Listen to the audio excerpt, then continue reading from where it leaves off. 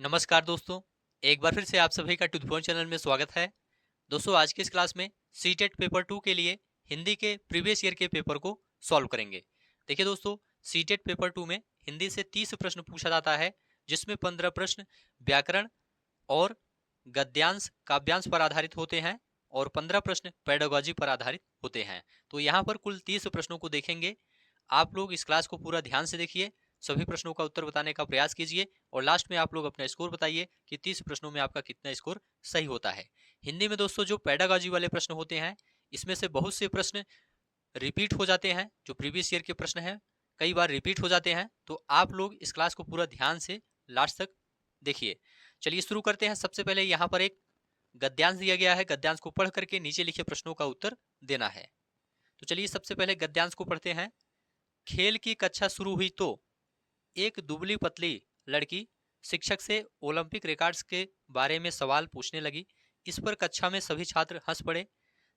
4 साल की उम्र में ही उसे पोलियो हो गया था। शिक्षक ने भी व्यंग किया, तुम खेलों के बारे में जानकर क्या करोगी?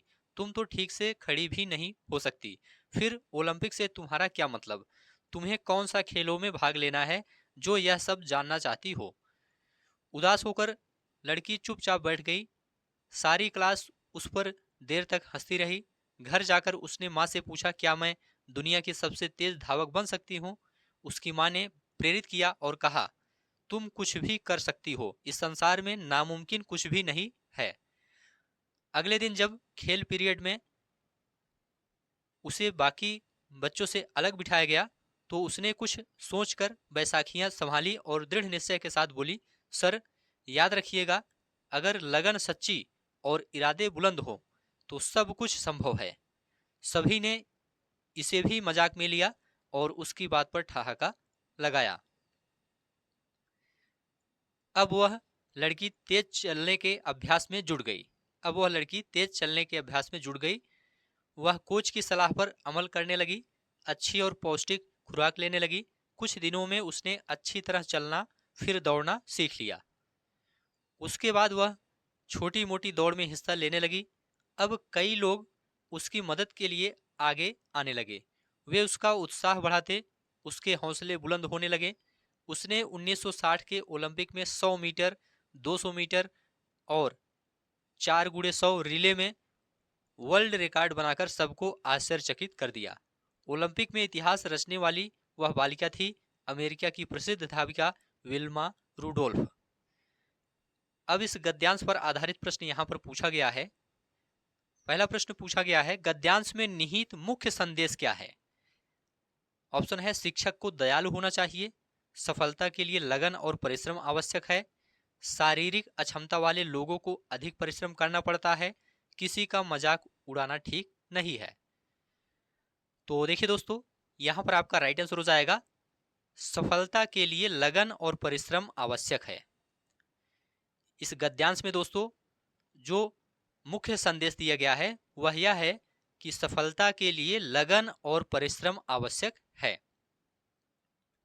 अगला प्रश्न है, आश्चर्यचकित का विग्रह होगा आश्चर्य और चकित, आश्चर्य से चकित, आश्चर्य है जो चकित, आश्चर्य में चकित। देखिए दोस्तों, यहां पर आपका राइट आंसर हो जाएगा आश्चर्य से चकित, आश्चर्य से चकित। दूसरा ऑप्शन आपका राइट आंसर हो जाएगा, आश्चर्यचकित का विग्रह आश्चर्य से चकित होता है। ठीक है, इसमें करण तत्पुरुष समास है। कौन सा समास है? करण तत्पुरुष समास है। इस समास में दोस्तों प्रथम पद के साथ करण कारक की विभक्ति लगी होती है। करण कारक की विभक्ति से और के द्वारा होती है। तो यहां पर दूसरा ऑप्शन आपका राइट आंसर हो जाएगा। व्यंग किया का सबसे उपयुक्त अर्थ क्या है? निकाल दिया, डांट लगाई, ताना मारा, उपहास किया। तो देखिए दोस्तों, यहां पर आपका राइट आंसर हो जाएगा ताना मारा। तीसरा ऑप्शन आपका राइट आंसर हो जाएगा, व्यंग किया का सबसे उपयुक्त अर्थ होगा ताना मारा। पौष्टिक खुराक में दोनों शब्द हैं क्रमशः तद्भव तत्सम, देशज आगत, तत्सम आगत, तत्सम तद्भव। देखिए दोस्तों, यहां पर आपका राइट आंसर हो जाएगा तत्सम और आगत। पौष्टिक खुराक में दोनों शब्द क्रमशः तत्सम और आगत हैं। ठीक है, अगला प्रश्न है, तुम्हें कौन सा खेलों में भाग लेना है? भावार्थ की दृष्टि से देखें तो उपर्युक्त वाक्य है, विस्मयार्थक वाक्य है, प्रश्नार्थक वाक्य है, विधानार्थक वाक्य है या निषेधार्थक वाक्य है? तो देखिए दोस्तों, यहां पर आपका राइट आंसर हो जाएगा निषेधार्थक वाक्य है। तुम्हें कौन सा खेलों में भाग लेना है, भावार्थ की दृष्टि से देखें तो यह वाक्य निषेधार्थक वाक्य है। लड़की के सवाल पूछने पर छात्र हंस पड़े क्योंकि लड़की खेल नहीं सकती थी, खेलना नहीं चाहती थी, बहुत छोटी थी, खेलना नहीं जानती थी। आप लोग बताइए यहाँ पर आपका राइट आंसर क्या होगा? देखिए दोस्तों, यहाँ पर आपका राइट आंसर हो जाएगा खेल नहीं सकती थी, खेल नहीं सकती थी। लड़की के सवाल पूछने पर छात्र हंस पड़े क्योंकि लड़की खेल नहीं सकती थी। आपके विचार से लड़की को सफलता की सबसे बड़ी प्रेरणा किसने दी? उसके सहपाठियों ने, उसकी माँ ने, उसके प्रशिक्षक ने, उसके शिक्षक ने? राइट आंसर हो जाएगा उसकी माँ ने। देखिए दोस्तों, लड़की को सफलता की सबसे बड़ी प्रेरणा उसकी माँ ने दी थी। उसकी माँ ने ही उसे प्रेरित करते हुए कहा था कि तुम कुछ भी कर सकती हो, इस संसार में नामुमकिन कुछ भी नहीं है। शिक्षक के उत्तर से उसके बारे में धारणा बनती है कि वह प्रेरक था, कठोर था, हितैषी था, सत्यवादी था। तो देखिए दोस्तों, शिक्षक के उत्तर से उसके बारे में धारणा बनती है कि वह कठोर था। दूसरा ऑप्शन आपका राइट आंसर हो जाएगा कठोर था। लड़की के अनुसार सब कुछ संभव है यदि हो सच्ची लगन और ऊंचा इरादा, कठोर परिश्रम और सबल शरीर, बुलंद हौसला और ईश्वर की कृपा, सच्ची प्रेरणा और अच्छा प्रशिक्षक।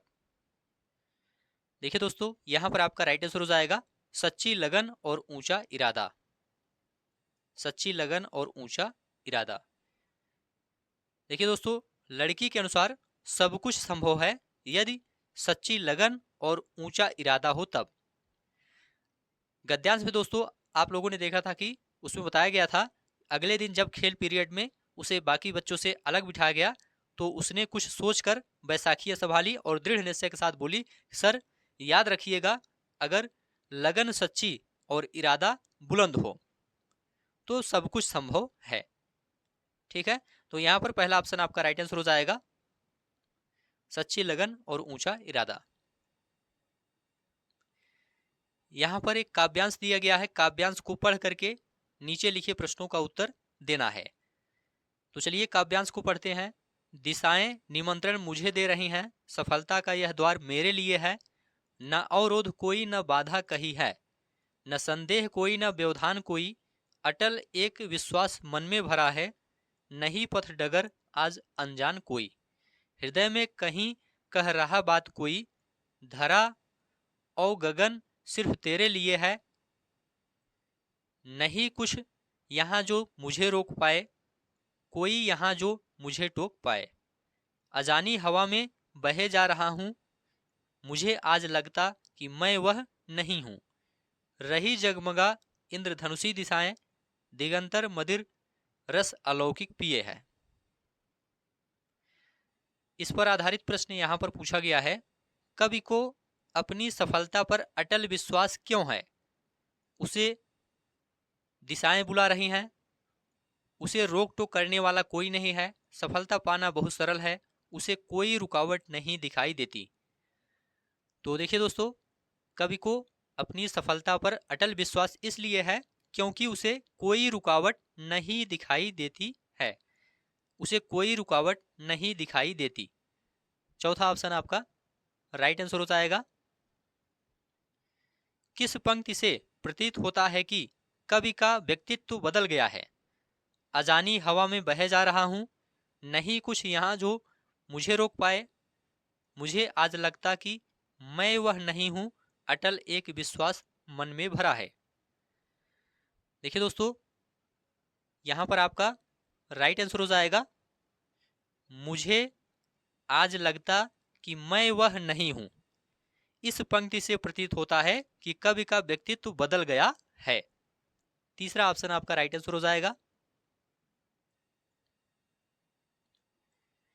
व्याकरण की दृष्टि से इंद्रधनुषी शब्द है?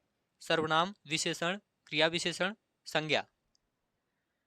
देखिए दोस्तों, यहां पर आपका राइट आंसर हो जाएगा विशेषण। दूसरा ऑप्शन आपका राइट आंसर हो जाएगा। व्याकरण की दृष्टि से इंद्रधनुषी शब्द विशेषण है।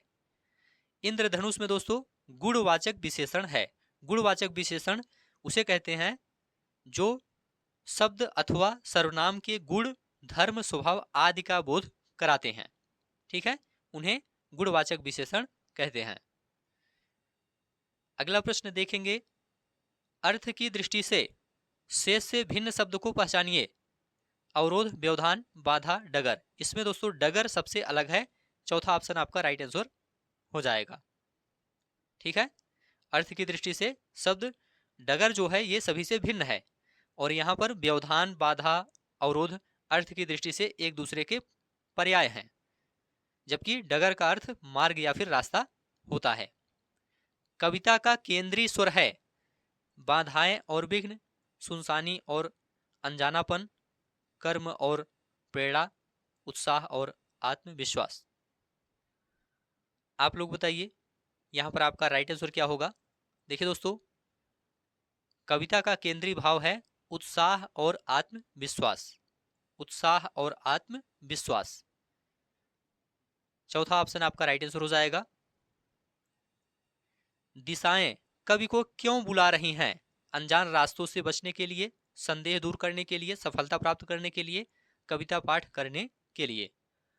तो देखिए दोस्तों, यहां पर आपका राइट आंसर हो जाएगा सफलता प्राप्त करने के लिए। सफलता प्राप्त करने के लिए। तीसरा ऑप्शन आपका राइट आंसर हो जाएगा। दिशाएं कवि को सफलता प्राप्त करने के लिए बुला रही हैं। नीचे दिए गए प्रश्नों के लिए सबसे उचित विकल्प का चयन कीजिए। भाषण, परिचर्चा, संवाद बच्चों की क्षमता का विकास करने में सहायक है। यहां पर खाली स्थान दिया गया है, इसमें क्या भरा जाएगा? मौखिक अभिव्यक्ति, कल्पनाशीलता, अनुकरण, लिखित अभिव्यक्ति। देखिए दोस्तों, यहां पर आपका राइट आंसर हो जाएगा मौखिक अभिव्यक्ति। पहला ऑप्शन आपका राइट आंसर हो जाएगा।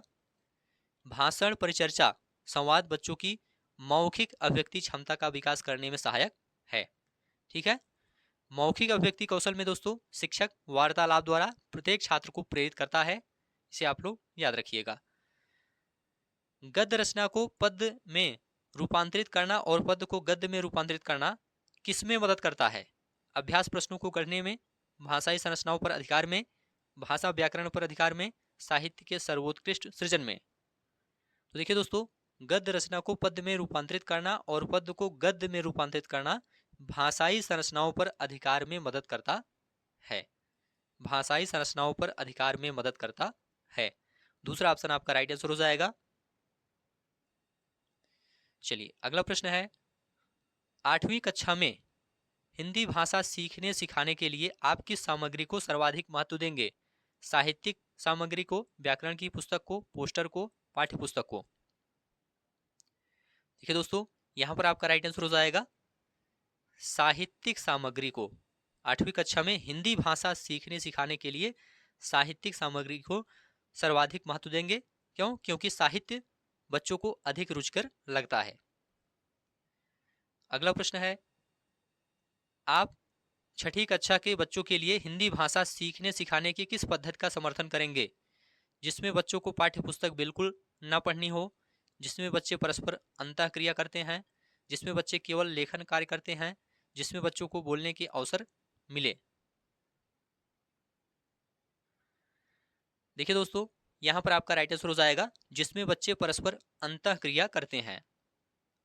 जिसमें बच्चे परस्पर अंतःक्रिया करते हैं। दूसरा ऑप्शन आपका राइट आंसर हो जाएगा। 6ठी कक्षा के बच्चों के लिए हिंदी भाषा सीखने सिखाने की उस पद्धति का समर्थन करेंगे जिसमें बच्चे परस्पर अंतःक्रिया करते हैं, क्योंकि दोस्तों इससे बच्चों का सृजनात्मक विकास सबसे ज्यादा होता है और उनके द्वारा सीखी गई भाषा अस्थायी हो जाती है। तो दूसरा ऑप्शन आपका राइट आंसर हो जाएगा। त्रिभाषा सूत्र के अनुसार स्कूल में पहली भाषा जो पढ़ाई जाए वह हो या भाषा? मातृभाषा हिंदी, हिंदी अंग्रेजी, अंग्रेजी विदेशी, मातृभाषा क्षेत्रीय। आप लोग बताइए यहाँ पर आपका राइट आंसर क्या होगा। देखिए दोस्तों, यहाँ पर आपका राइट आंसर हो जाएगा मातृभाषा और क्षेत्रीय। चौथा ऑप्शन आपका राइट आंसर हो जाएगा। त्रिभाषा सूत्र के अनुसार स्कूल में पहली भाषा जो पढ़ाई जाए वह मातृभाषा हो या क्षेत्रीय भाषा हो। ठीक है, मातृभाषा किसे कहते हैं? वह बोली या भाषा जो बच्चे को जन्म से ही माता के मुख से सुनाई पड़ती है और जिस घर परिवार में जो बोली या भाषा बोली जाती है उसे उसकी मातृभाषा कहते हैं। व्याकरण पढ़ाने की आगमन विधि पर सर्वाधिक बल देती है। किस पर बल देती है? आगमन विधि, परिभाषा, उदाहरणों, मानकता, नियमों। देखिए दोस्तों, व्याकरण पढ़ाने की आगमन विधि उदाहरणों पर सर्वाधिक बल देती है। दूसरा ऑप्शन आपका राइट आंसर हो जाएगा, क्योंकि दोस्तों आगमन विधि में सबसे पहले उदाहरण प्रस्तुत किया जाता है, बाद में नियम बताया जाता है। भाषा के संदर्भ में संचार माध्यमों का प्रयोग न केवल सामाजिक संवेदनाएं विकसित करता है बल्कि को समझने में मदद करता है। किसको समझने में मदद करता है? विभिन्न माध्यमों में प्रयुक्त भाषा, विभिन्न माध्यमों के उपयोग, विभिन्न माध्यमों की आर्थिक स्थिति, विभिन्न माध्यमों की जानकारी। देखिए दोस्तों, भाषा के संदर्भ में संचार माध्यमों का प्रयोग न केवल सामाजिक संवेदनाएं विकसित करता है बल्कि विभिन्न माध्यमों में प्रयुक्त भाषा को समझने में मदद करता है। किसमें? विभिन्न माध्यमों में प्रयुक्त भाषा को समझने में मदद करता है। ठीक है, यहां पर पहला ऑप्शन आपका राइट आंसर हो जाएगा, विभिन्न माध्यमों में प्रयुक्त भाषा। अगला प्रश्न है, कहानियों की विभिन्न शैलियों पर की गई चर्चा बच्चों को किसमें मदद करती है? कहानियां रचने में, कहानी के तत्वों को याद करने में, कहानियों की कमियां बताने में, व्याकरण समझने में। देखिए दोस्तों, कहानियों की विभिन्न शैलियों पर की गई चर्चा बच्चों को कहानियां रचने में मदद करती हैं। किसमें? कहानियां रचने में मदद करती हैं। पहला ऑप्शन आपका राइट आंसर हो जाएगा। संदर्भ में व्याकरण किस पर बल देता है? पाठ के दौरान आए समस्त व्याकरणिक बिंदुओं की परिभाषा बताने पर, पाठ के अंत में दिए गए समस्त भाषा अभ्यास को पूर्ण करवाने पर, पाठ पढ़ाते समय प्रसंगवश आने वाले व्याकरणिक बिंदुओं को स्पष्ट करने पर, पाठ के अंत में समस्त व्याकरणिक बिंदुओं को स्पष्ट करने पर। देखिए दोस्तों, यहाँ पर आपका राइट आंसर हो जाएगा, पाठ पढ़ाते समय प्रसंगवश आने वाले व्याकरणिक बिंदुओं को स्पष्ट करने पर। संदर्भ में व्याकरण पाठ पढ़ाते समय प्रसंगवश आने वाले व्याकरणिक बिंदुओं को स्पष्ट करने पर बल देता है। प्रत्येक भाषा शिक्षक को इस बात की जानकारी जरूर होनी चाहिए कि उसकी कक्षा के बच्चों की पृष्ठभूमि क्या है। सामाजिक व व्यावसायिक, भाषिक व सांस्कृतिक, सांस्कृतिक व आर्थिक, आर्थिक व सामाजिक। तो देखिए दोस्तों, यहाँ पर आपका राइट आंसर हो जाएगा भाषिक व सांस्कृतिक। भाषिक व सांस्कृतिक। प्रत्येक भाषा शिक्षक को इस बात की जानकारी जरूर होनी चाहिए कि उसकी कक्षा के बच्चों की भाषिक व सांस्कृतिक पृष्ठभूमि क्या है। 7वीं कक्षा में पढ़ाने वाले ऋषभ ने बच्चों को जल संरक्षण पर आधारित सरकार द्वारा जारी पोस्टर दिखाया और चर्चा की।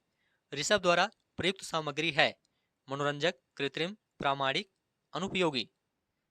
तो देखिए दोस्तों, यहाँ पर आपका राइट आंसर हो जाएगा प्रामाणिक। तीसरा ऑप्शन आपका राइट आंसर हो जाएगा। 7वीं कक्षा में पढ़ाने वाले ऋषभ ने बच्चों को जल संरक्षण पर आधारित सरकार द्वारा जारी पोस्टर दिखाया और चर्चा की। ऋषभ द्वारा प्रयुक्त सामग्री प्रामाणिक दृश्य सहायक सामग्री है। अगला प्रश्न आप सभी के सामने है, कविता शिक्षण के समय शिक्षक द्वारा ऐसे प्रश्नोत्तर पर बल देना चाहिए जिनके उत्तर विभिन्न हो, जिनका एक ही उत्तर हो, जिनका उत्तर पुस्तक में दिया हो, जिनके उत्तर सरल हो। तो देखिए दोस्तों, यहाँ पर आपका राइट आंसर हो जाएगा जिनके उत्तर विभिन्न हो। जिनके उत्तर विभिन्न हो। कविता शिक्षण के समय शिक्षक द्वारा ऐसे प्रश्नोत्तर पर बल देना चाहिए जिनके उत्तर विभिन्न हो। ठीक है, पहला ऑप्शन आपका राइट आंसर हो जाएगा। गद्य शिक्षण में अपेक्षित नहीं है कल्पनाशीलता का विकास, तार्किक शक्ति का विकास, अनुकरण क्षमता का विकास, भाषा की बारीकियां समझना। देखिए दोस्तों, यहाँ पर आपका राइट आंसर हो जाएगा अनुकरण क्षमता का विकास।